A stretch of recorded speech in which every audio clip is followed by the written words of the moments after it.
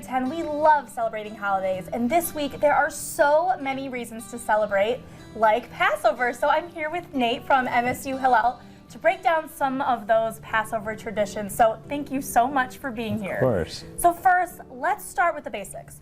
What is Passover and when is it celebrated? Yeah, so Passover is a celebration in the Jewish religion and the Jewish faith where the Jewish people commemorate when we were enslaved in the land of Egypt, which is, thousands and thousands and thousands of years ago. And the celebration is kind of the story of the Jewish people not only commemorating being enslaved, but also escaping.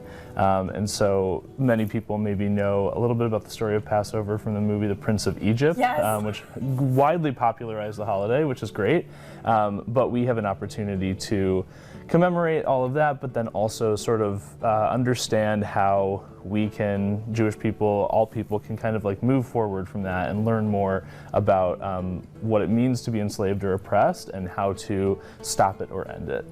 That's great, and I just want to ask, do you like the movie? I love the movie. Oh, I mean, to have the music sort of ringing in my head as I celebrate the holiday is the best way to celebrate the holiday, I would say. Absolutely. Yeah. Some great music. If you've never seen the movie, you'll definitely want to. Fantastic soundtrack.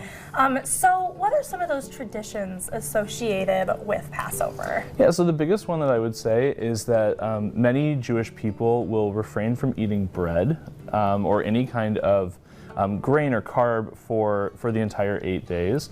And what that symbolizes is when the Jewish people were freed from slavery technically, they were given very short notice to pack all of their things and flee before the Pharaoh in Egypt kind of changed his mind. So they took the bread, put it on their back, and ran. And the bread baked in the sun, but it didn't have the chance to rise. And so it created kind of more of a cracker, which we actually eat to this day, and it's called matzah. So matzah is a very thin cracker. We replace, for the most part, bread for that week with matzah. And so people will dress their matzah up in so many different ways, whether it's matzah pizza or using matzah as bread for sandwiches or anything like that. So that's a huge custom that I think is really exciting. It's allows creativity and all of that.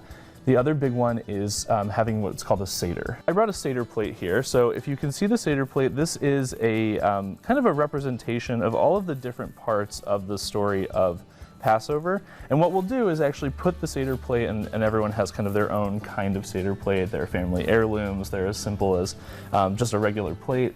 But the Seder plate will be right in the center of the table of the Passover Seder. And on it often are different elements or different things that represent different parts. So there's all kinds of things. You have a hard-boiled egg, parsley, more of like a leafy green, bitter herbs, a shank bone.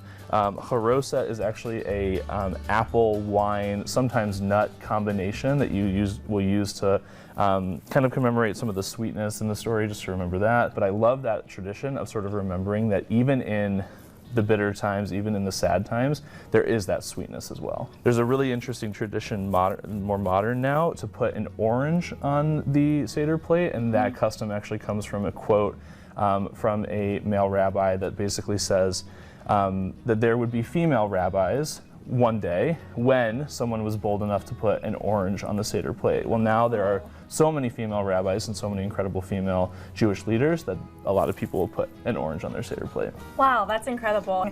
There's also two major holidays right now. We have Passover and Easter, but how can people better help their Jewish friends and families and maybe coworkers celebrate Passover? Yeah, I think a really great question to ask people are, it could be, are you celebrating Passover? How are you celebrating Passover? How can I support you in celebrating Passover? Maybe during the week of Passover, it's not the time to bring in a huge cake and try and coerce coworkers or friends to eat it.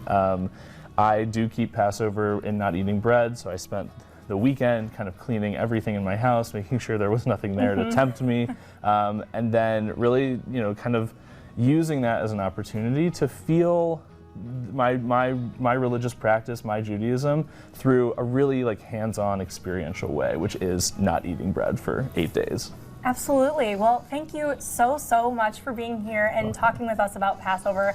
And of course, we all hope that you at home have a great Passover as well. So stay with us.